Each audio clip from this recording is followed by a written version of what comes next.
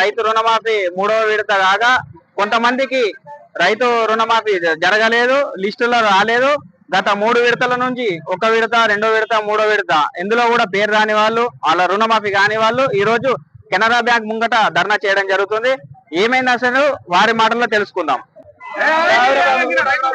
అన్న, అసలు ఏమైంది? ఎందుకు ధర్నా చేయగలుగుతున్నారు? ఆల్రెడీ రైతు రుణమాఫీ అయిందంటున్నారు కదా, మరి మీకేమైందని? 3 విడతల జరిగింది కదా, ఇందులో కూడా మీకు పేరు రాలేదా? మరి అసలు ఏం జరిగింది? 3వ విడతలో కూడా తెలంగాణ ప్రభుత్వం ఏర్పాటు చేసినటువంటి రేవంత్ రెడ్డి ముఖ్యమంత్రి గారు ఆదేశాల మేరకు రుణమాఫీ చేస్తా అన్నాడు. దాని ప్రకారం మరి మేము 1వ దాంట్లో కాకుండా 2వ దాంట్లో కూడా 3 దాంట్లో అర్హత సాధిస్తామనుకున్నాము. 2 లక్షల ప్రతి రైతు ఖాతా ఉన్నవారు. మరి ఆ 2 లక్షల రుణమాఫీ కూడా రైతులకు రాలేదు. మరి ఇవాళ మేము ఆందోళన చేయడానికి కారణము గవర్నమెంట్ ఇలా సాకులు చెప్పుకుంటూ రైతుల్ని నష్టపరుస్తూ ఇలా రైతుల్ని శాతం చేసుకుంటా అయితే రేషన్ కార్డులు అని చెప్పడం, రేషన్ కార్డులు తప్పులు అనడం, లేకపోతే 2 లక్షల పైబడి అనడం, ఇవన్నీ చెప్పి రైతుల్ని బాగా ఇబ్బంది పెడుతున్నారు. మరి ఇంతమంది ఆందోళన చెందడానికి కారణం ఏంటంటే మాకు 3వ విడతల కూడా రుణమాఫీ కాలేదు. ఇది తప్పుడు సమాచారం ఇస్తున్న ప్రభుత్వము రైతుల్ని ఆందోళన చేస్తున్నది. వారి పద్మం కప్పుకోవడానికి, వారి ప్రభుత్వంలో ఇచ్చిన హామీలు నిలబెట్టుకున్నామని చెప్పడానికి 20% మంది రైతులకు రుణమాఫీ చేసి 80% మంది రైతుల్ని మోసం చేస్తున్నారు. ఇది ముమ్మాటికి గవర్నమెంట్ తప్పు, ఇందులో బ్యాంకర్ల తప్పు ఉన్నది, వ్యవసాయ అధికారుల తప్పు ఉన్నది. మరి మేము అందరం రెగ్యులర్ గా క్రాప్ లోన్ తీసుకుంటూ రెన్యువల్ చేసుకుంటూ ఎప్పటికప్పుడు రెగ్యులర్ ఉంచుకున్నటువంటి రుణాలని వీళ్ళు కొన్ని సాకులు చూపిస్తూ రైతుల్ని మోసం చేయడానికి ప్రభుత్వం అనుకూలంగా కనిపిస్తుంది.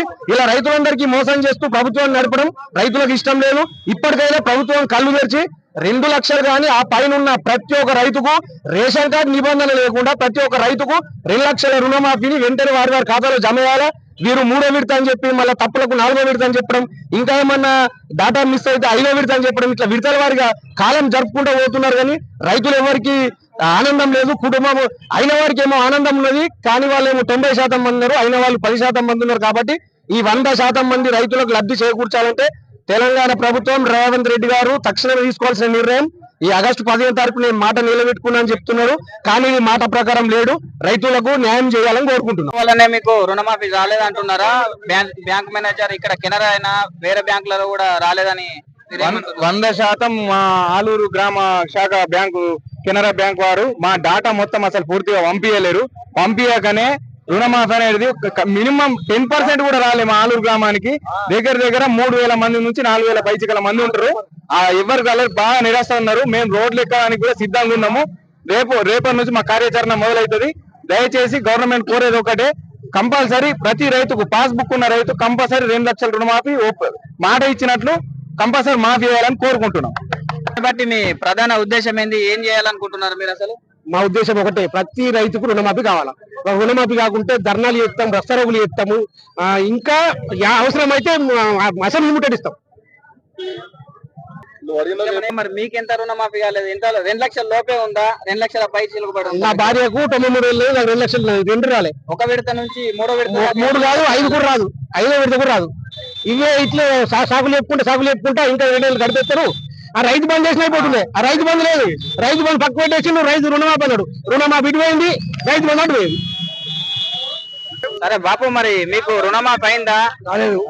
ఎప్పటిదాకా 3 విడతలు ఉన్నాయి కదా, ఎప్పుడు ఒకటి కూడా కాలేదా? ఒక్కటి కూడా రాలేదు. ఎన్ని ఉన్నాయి మీకు? ఎంత ఉన్నది రుణమాఫీ?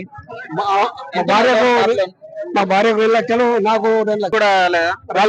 రాలే, అసలు రాలేదు. ఇబ్బంది పడుతున్నాం.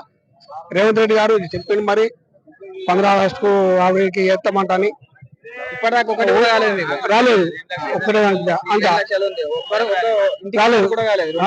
రాలేదు. ఇట్లా బ్యాంక్ తప్ప అంటున్నా మరి బ్యాంకులు పంపలేదు, సెంటర్ పంపలేదు. ఇప్పుడు ఏంది మీరు మరి చెప్పేది? అదే 3వ విడతలు వస్తాయని చెప్పారు. 3వ విడతలు కూడా రాలేదు. నా ఒక్కరే కాదు, మా ఆలూరులో 90% మంది రైతులకు రుణమాఫీ జరగలేదు.